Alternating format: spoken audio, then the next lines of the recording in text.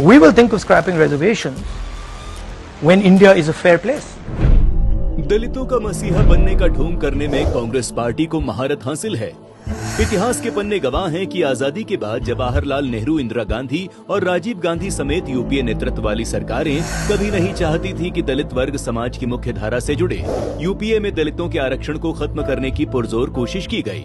साल 2004 से 2014 तक यूपीए शासन के दौरान ओबीसी आरक्षण में सेंध लगाने के लिए न्यायमूर्ति रंगनाथ मिश्रा की समिति गठित की गई थी कि ओबीसी आरक्षण का 6% मुसलमानों को दिया जाना चाहिए। यूपीए सरकार के दौरान ही 5 सितंबर 2012 को उत्तराखंड के हरीश रावत सरकार ने SC/ST पदोन्नति में आरक्षण को खत्म करने की पहल की थी। दलितों का अपमान, दलितों के हक को मारना, उनके आत्मसम्मान को ठेस पहुंचाना कांग्रेस सरकार में यही तो होता रहा है।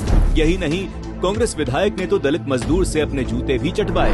हद तो तब हो गई जब एक दलित समाज से आने वाले रामनाथ कोविंद जी राष्ट्रपति पद पर आसीन हुए तो कांग्रेस ने उन्हें बधाई तक नहीं दी।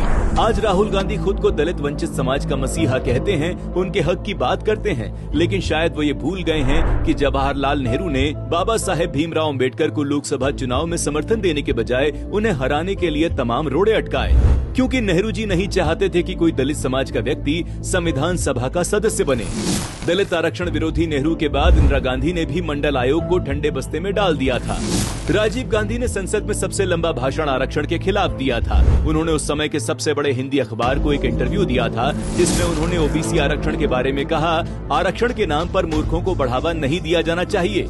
आरक्षण के नाम पर मूर्खों को बढ़ावा देने से पूरे देश को नुकसान होगा। आज राहुल गांधी आरक्षण खत्म करने की बात कर अपने पूर्वजों के नक्शे कदम पर चल रहे हैं। We will think of scrapping reservations when India is a fair place. लेकिन 2014 के बाद मोदी सरकार ने दलितों के उत्थान के लिए हर संभव प्रयास किए। पीएम मोदी के नेतृत्व में पीवीटीजी आबादी वाले राज्यों को 10 वर्षों में 25,000 करोड़ रुपए से ज्यादा आवंटित किए गए। साथ ही 14,000 से ज्यादा ग्रामीण विकास योजनाओं के लिए 2,216 करोड़ रुपए जारी कर वंचितों के उत्थान के रास्ते खोले। मोदी सरकार ने SC/ST और ओबीसी समाज के युवाओं को मिलने वाली छात्रवृत्ति यानी स्कॉलरशिप को भी बढ़ाया। मेडिकल की सीटों में ऑल इंडिया कोटा में ओबीसी के लिए 27% आरक्षण को लागू किया। पीएम मुद्रा योजना के तहत वंचित वर्गों के लिए 30 लाख करोड़ रुपए की सहायता।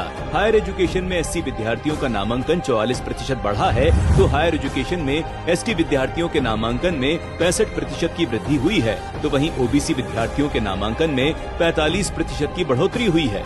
साथ ही वंचितों के उत्थान के लिए अम्ब्रेला योजना, नेशनल SC/ST हब योजना, अनुसूचित जाति के लिए ऋण वृद्धि गारंटी योजना, प्रधानमंत्री अनुसूचित जाति अभ्युदय योजना, पीएम सूरज पोर्टल जैसी योजनाएं चलाई जा रही हैं। विकसित भारत, सशक्त भारत की ओर अग्रसर मोदी सरकार ने हर वर्ग को समान अवसर और समानता के अधिकार के समक्ष लाकर खड़ा कर दिया है।